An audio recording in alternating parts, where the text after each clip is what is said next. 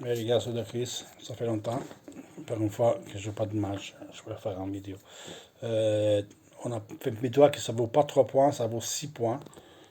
Très important. Milan 8 points, joue à 12 points. On a un match à rattraper mercredi, on est sur le bon chemin.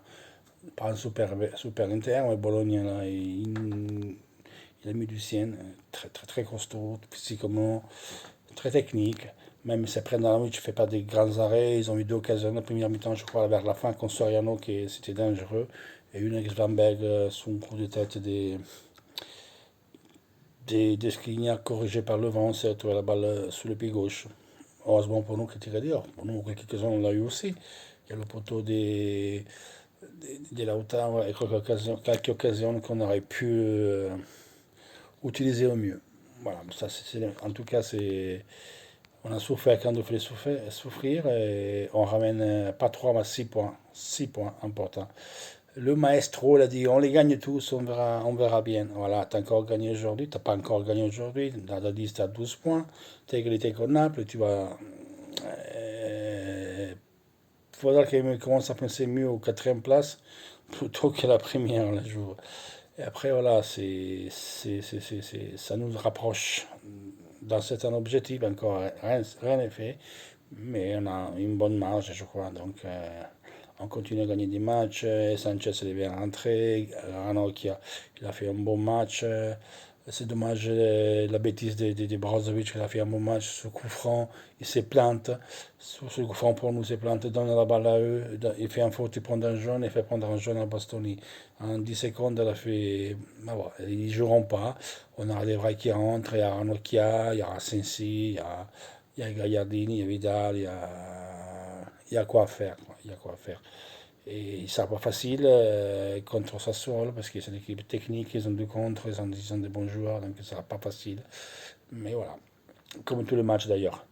Et vous vous rappelez quand le coureur de sport parlait de l'Inter, hein, et tout le monde il croyait les cagades qu'il racontait. Zazzaroni, alias Cassaroni, leur directeur, c'était Eriksen, c'est un problème. Conte doit partir et c'est la vie de l'Inter. L'Inter ne paie pas Hakimi. Donc le Real va le prendre. C'était le Real qui a eu démentir ce putain de journal de merde en disant qu'on avait fait un accord, on a posticipé, chose normale, et vu la pandémie et tout. C'est le Real qui a dû démentir la chose. Après, on n'a pas payé le Kaku, le bonus, le United le prend. Après, le 30 mars, le 31 mars, si on ne paye pas le salaire, arrêterait les choses, ils nous pénalisent, on ne sera pas dans l'Europe, on va faire faillite. Hier, ils ont dit le 30 juin, l'Inter doit vendre 3-4 joueurs et faire 100 millions d'euros.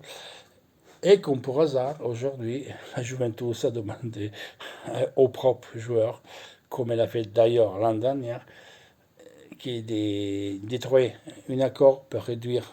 Donc, il paye moins de ce qui doit être payé des joueurs, mais ils paieront ces 4 mensualités, après l'accord qu'ils ont trouvé, après le 30 juin, donc après le bilan.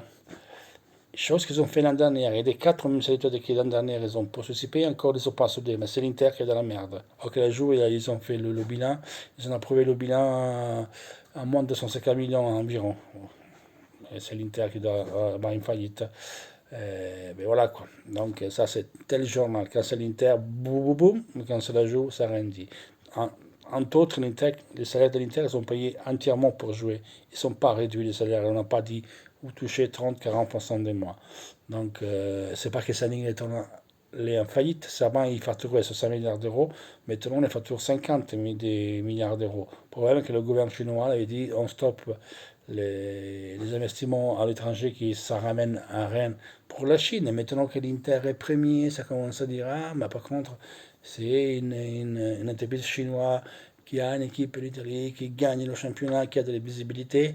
Ah, ça peut être rentable pour l'équipe. Après, il y a PIF, le fonds souverain de l'Arabie Saoudite, qui est en voir, il fait une due diligence, donc il étudie les comptes de l'Inter pour voir s'il peut rentrer une code de minorité, c'est après il pourra la racheter, je sais pas. Après il y a des trucs politiques, Arabie, Chine, ça peut être des avantages, et le fonds saoudien pour rentrer en Chine, publicité, bon, on verra bien.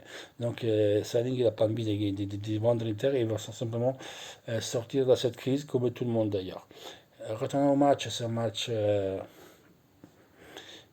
qui ça vaut 6 points, c'est quasiment déterminante, c'est pas fini, mais on est sur le bon chemin.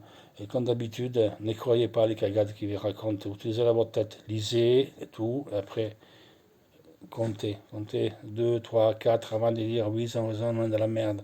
Parce qu'aller contre l'Inter, c'est en minute. Et quand c'est la Juve et les autres, on ne parle pas, parce que la Juve est à moins de 250 millions d'euros, et encore, parce que certains disaient que l'Inter doit être pénalisé de 3 points. Donc c'est moi, je réfléchis avec leur logique, la Juventus, il va être pénalisé de 3 points parce qu'il ne paye pas les salaires. Vous vous rendez compte, on est où? Un couillon qui traduit en télé, il dit ouais, comme la Juve va taper pour l'Inter. L'Inter, moins de 3 points de pénalité parce qu'ils n'ont pas payé des salaires aux joueurs de l'Inter. Après, la Juve prend 2 points parce qu'il a la Lazio, il y a tout de Covid, donc ils vont pénaliser la Lazio. Et la Juve a 2 points en plus, égal au match tapis vert. Après, on les gagne tous. L'Inter fait match nul là, un match nul là, ils perdent. On est égalité en 5 matchs. Alors, à l'arrivée, on est où? Ils disent des cagades, ils sont 12 points derrière l'Inter. Et ils sont dans la merde financièrement. Plus que nous, ou plus que les autres. Tout le monde est ils sont dans la merde, dans la difficulté. Tout le monde est en galère avec ce crise, comme toutes les entreprises, comme tous les gens normaux. Donc, même dans le foot, il y a la crise due à ce truc-là. Voilà les gars. C'est important de gagner ce match. 8 points d'avance. Ciao maestro.